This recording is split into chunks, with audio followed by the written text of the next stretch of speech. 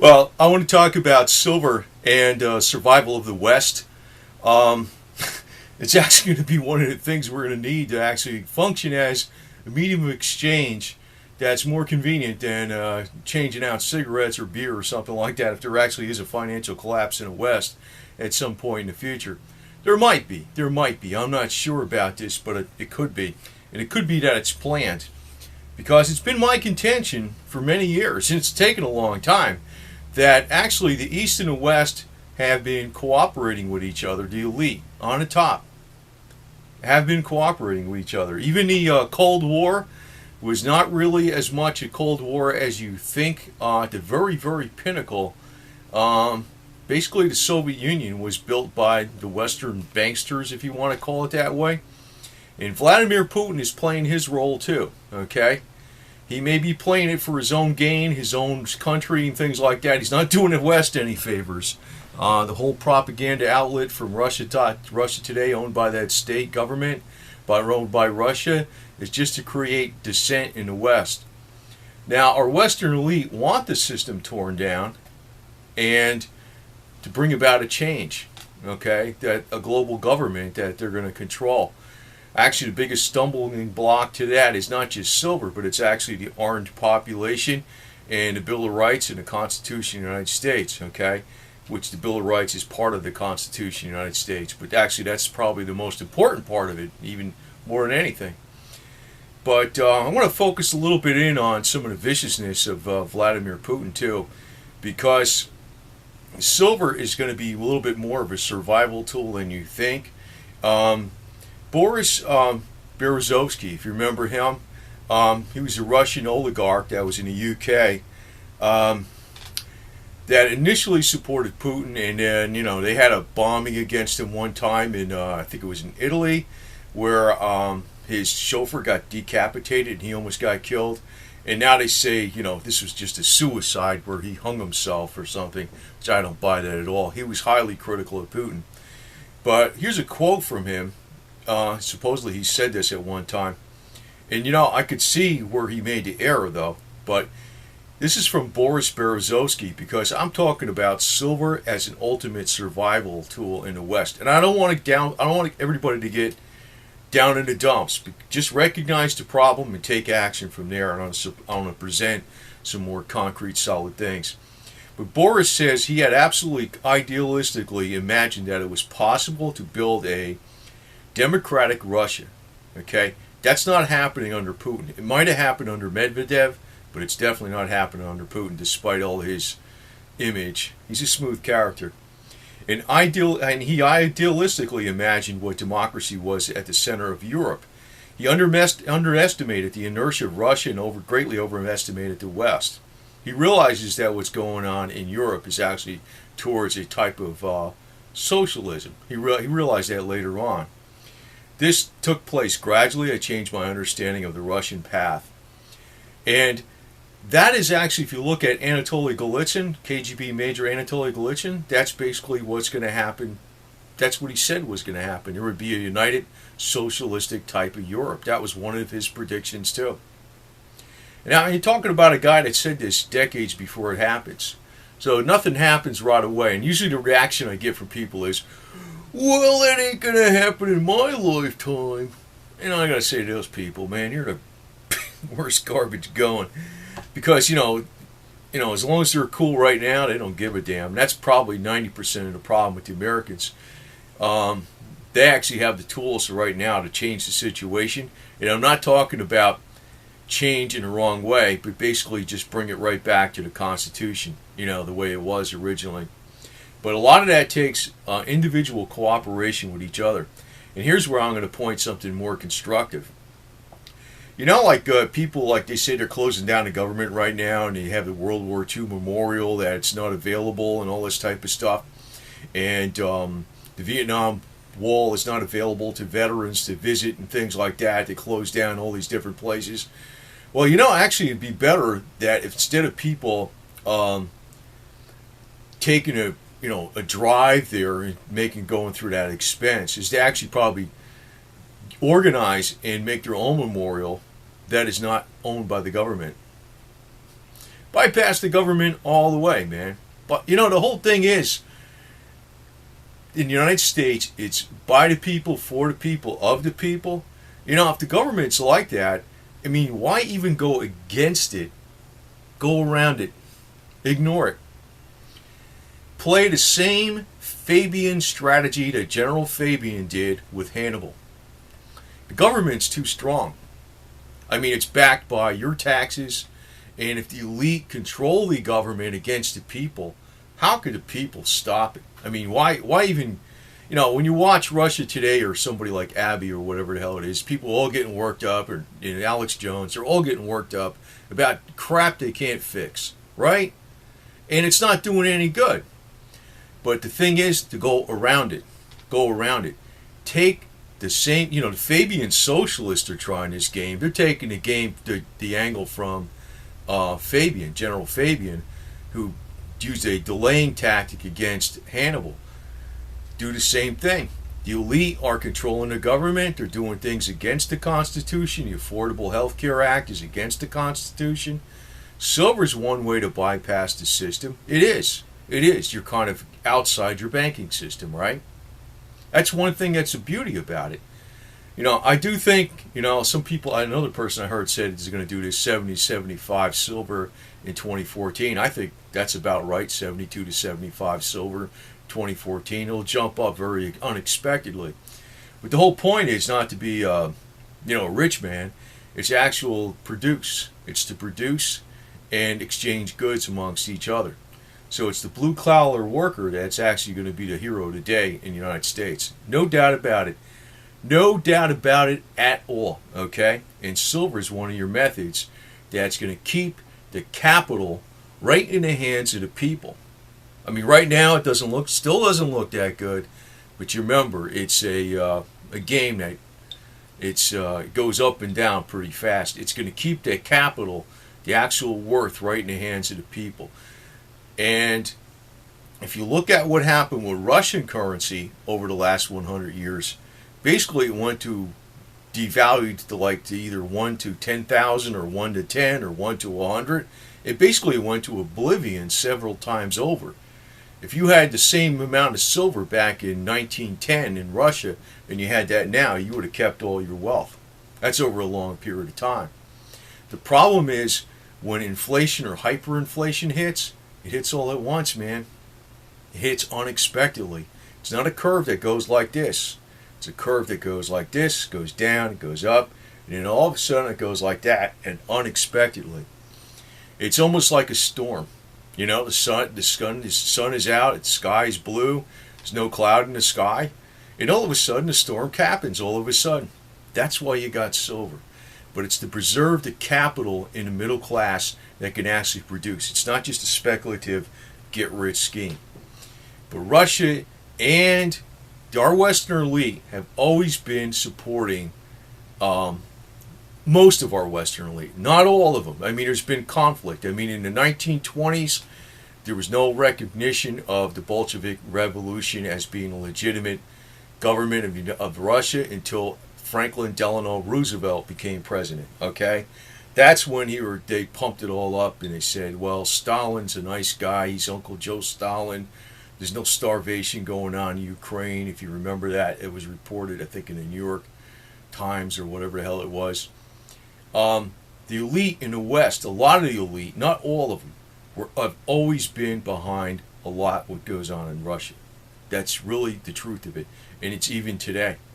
So what's going on is I think they're kind of treating Putin almost with semi-kid gloves because they could put a lot of dirt on this guy if they wanted to. If our media really wanted to make the American public go against Putin, I think it would be very easy to do. Very easy to do.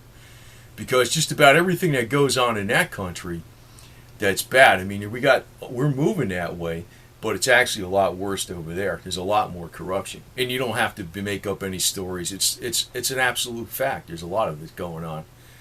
But the thing is, we got to not be swayed where we're going against our way of life, getting disillusioned with the American way of life, because that's the game Russia today is playing. They're playing you like They want you to totally reject the system, be down and out. Oh, they are Western elite and Putin's a good guy. That's bullshit. Okay? But one of your survival tools is going to be silver. Big time. It's going to preserve your capital. And that's what's going to help rebuild America. Because it's actually, you need capital to do that, and you also need it on an entrepreneurial, individual, blue-collar basis. You know, the guy that does the electrician work, the guy that does the plumbing, the guy that does the cars, people that do, you know, carpentry, framing, and all this type of stuff. They need the capital to buy the materials to rebuild America when things really fall apart. Because, you know, it might be that those type of people are going to what's actually rebuild the infrastructure in America if things fall apart, because maybe the government can't do it. And, you know, that's why I'm giving this example. Like, say we can't visit the Vietnam Wall, right?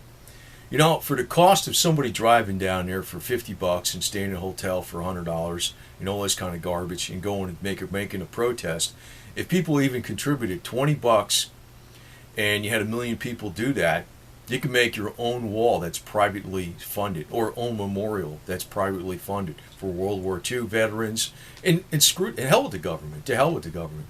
This might be the answer that comes about. See if there's actually, you know, a government shutdown is not going to happen. It looks like it's getting forestalled, but eventually it's probably going to happen.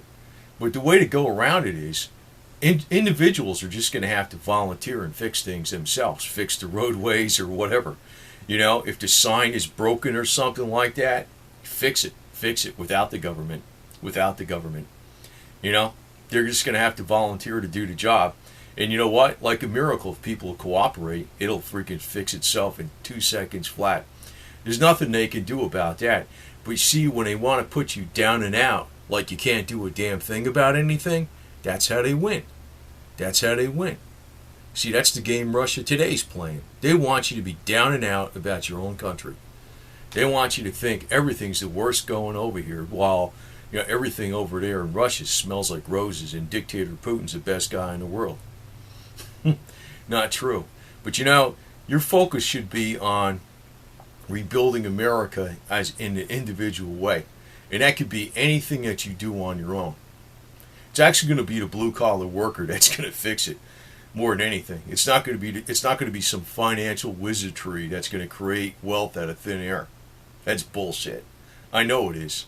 Even though I have been mainly in accounting and finance, I got the utmost respect for the blue-collar worker. And actually, I can tell you this probably comes back even from my family, because my uncle was a CPA in New York City, one of the top ones. He was listed in Who's Who in business. He had some very top clients in the entertainment business and everything like that. His offices were in the Chrysler building. You know, he had people working for him. Very prestigious, right? He used to do his own masonry work, pour his own concrete, nail nails and stuff like that. Because he never talked like one of those highfalutin assholes in New York City. He always talked very plain. Very, very plain. Very different. Because he never liked that kind of shit, even though he knew what the hell he was doing. So I tell you the truth, I got a very good respect for the blue-collar worker all the way. And it's the blue-collar worker that's going to rebuild it, America, and silver is going to be one of the things that's going to help. But it's your tools that are really going to do it, right? You know what I mean? But you do need silver. And just watch out for this propaganda that's coming out of RT and stuff like that, because, you know, and I got to say this here at the end, you know, a lot of people in this global conspiracy garbage, and there is some kind of global conspiracy. They're making all the focus of attention that it's some kind of Jewish thing. And I know in a religion that says that God is going to give the earth to Jews, right? Now, maybe that's true, but you know, it's not going to happen by force. It's going to happen by them being righteous, by them being good Jews. That's where it's going to happen. It's not going to happen by force, okay? And it's just going to happen not by their actions, it's going to happen by God's actions, okay? That's what's going to happen eventually. But I'd like you to call this attention to this chart. It's religious facts. And there's a very tiny sliver on here, and it says 0.22 1/22 of 1% is Judaism. It's about 12 million in the world. They don't have that kind of power. So if you see a lot of information out there that are constantly telling you that Jews are behind all the problems in the world, I'll almost guarantee you, see this large slice over here, there's a large slice of atheists and agnostics, and I mean, it doesn't necessarily mean you're a bad person either. I mean, you could be a philosopher atheist, but there's probably something else that's going on that's not Jewish, that's actually, they're the ones behind it, and I think Jews are going to be the scapegoat. So, I just have to point this out as a common sense thing, because there is a lot of information out there, because a lot of people just don't like this guy Boris Berezovsky, who I say was murdered by Putin because he's a big critic of Putin and what was going on over there, because they don't like him because he's Jewish, and they like Putin because he's supposedly Christian. I don't think Putin's Christian at all, okay? I think it's all an act, okay? He just goes to church and plays the garbage for the people. Now, if Putin was Jewish, I think there would be a whole bunch of people getting highly suspicious of him, and then they would be believing his stuff that he's got 40 or 50 billion dollars in net worth, right? But the focus is this, and I just want to point this out again. Do not look at a magic formula in the markets that's going to change everything. Be independent. Do things on your own. Like, in other words, in your community, if you see like a stop sign all bent or something like that or whatever, fix it. If the wind blows it down like this, write it up, fix it, whatever the hell it is. If the government falls apart and the roads can't be maintained or something like that, or there's some caution signs that can't be put up here, or wires get knocked down or something, and the infrastructure's getting screwed up, the blue-collar worker is going to be able to fix it on their own. And if they have silver, they're going to be able to maintain their own livelihood and business and have the capital and tools to keep things going. Because there's nothing in America that creates wealth by just, a stroke of a pen and saying, oh, there's wealth. That's bullshit. It's actually the productivity of the people itself. And it's your positive attitude of just going forward and saying you could do the job and just go ahead and have the fortitude to do the job is what makes the difference, okay? When Russia today is always pushing you down and telling you like, oh, this is wrong with America, that's wrong with America, when you're being truthers and they're ignoring everything that's wrong with Russia, which is even worse, they're actually using that to destroy the United States. That's all they're about. That's all they're about. So just beware of that type of information. Silver is going to be one aspect to actually preserve your capital over what's going to happen in the future. Because when a storm occurs, it's going to occur all at once. You're not going to know it. It's almost like preparing for an ice storm, a tornado, a hurricane, or some crazy inclement kind of weather. It's almost like that. That's what you're doing with silver, and it's going to help preserve your capital. And it's not going to be something like you got a lot of money, but it's going to give you the means to keep producing and keep that positive attitude. And just beware of the garbage information that's being directed against Jews, man. It's bullshit. I know there's a couple. I mean, I don't like Bloomberg. I can tell you that right now. I don't like Bloomberg, Mayor Bloomberg. I don't like Senator Feinstein. I don't like Chuck Schumer. I don't like those people, okay? I think they're bad Jews, okay? But I have nothing against Jews, okay? But if you want to criticize a person that's Jewish, that's fine. But just get away from those conspiracy theories, because it's really impossible that 0.22 of the whole global population is causing all the ills in the world. That's not correct.